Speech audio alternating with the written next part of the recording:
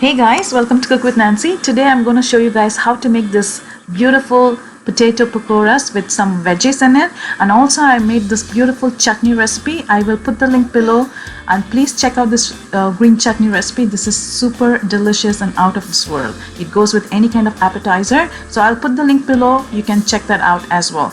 If you're new to my channel or you haven't subscribed already, go ahead and hit the subscribe button right now. I have 2 videos every week. Let's see how to make this pakoras. Here I have 2 large potatoes. I boiled them and completely let it cool down so that it's easy to handle, and also when we prepare the potato pakoras, it's easy to bind them together. So make sure it's completely cooled down. That's the most important step. Here I have half a cup of red bell pepper, and here I have 1 teaspoon of ginger grated and garlic grated. You also can use them finely minced if you prefer. I have 3 tablespoons of finely chopped cilantro. I have half a cup of finely chopped red onion, or you can use yellow onion. Here I have just 2 tablespoons of finely chopped green bell pepper. Here I'm not using the green chili just because of my children, but you definitely go ahead and add the chili for the spiciness, or even the chili flakes would work. Add those vegetables to the potatoes. Here I have half a teaspoon of cumin seeds. You can use the roasted cumin seeds or cumin powder as well. I'm going to add that, and salt as needed. At this point, if you want to add pepper, you can also add that. Here I have 1/4 cup of corn flour. I'm not going to use anything more than that. So make sure the potato is cooked through nicely, so that way you don't have to use more corn flour. Otherwise it will taste like corn flour than the potato pakoras.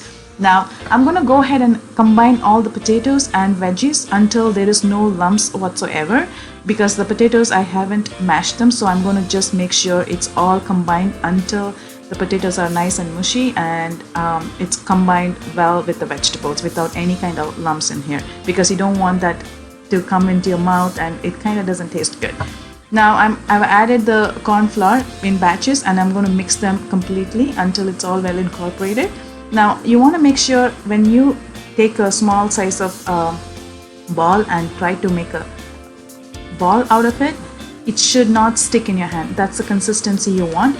If you feel the dough is sticking, then you want to add a little more flour, which you should probably avoid. That's why it's important to cook the potatoes in a right consistency. Go ahead and prepare all the potatoes mixture that you have in hand, and here I'm also preheating my oil on medium-high heat, and I'm going to gently drop these potato balls into the oil.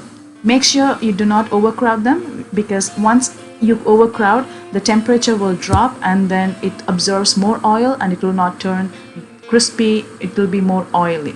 So now go ahead and cook them until it's nice and golden crispy, that beautiful color and crispy layer outside. Now once that is done, I'm going to remove them and put them in a paper towel to drain any excess oil. Now I'm going to continue to do this in batches. As you can see, I might have 3 batches at this point. Cook them until it's nice and crispy, and follow the instruction I told you earlier. And you can serve this with any kind of chutney of your choice. As I told you earlier, I have linked for the chutney recipe below. Please do check, because it's a great recipe, great chutney for any kind of appetizer. And I hope you enjoy watching this video, and I will see you soon in my next video with new recipe. Till then, take care guys, and stay safe. Bye bye.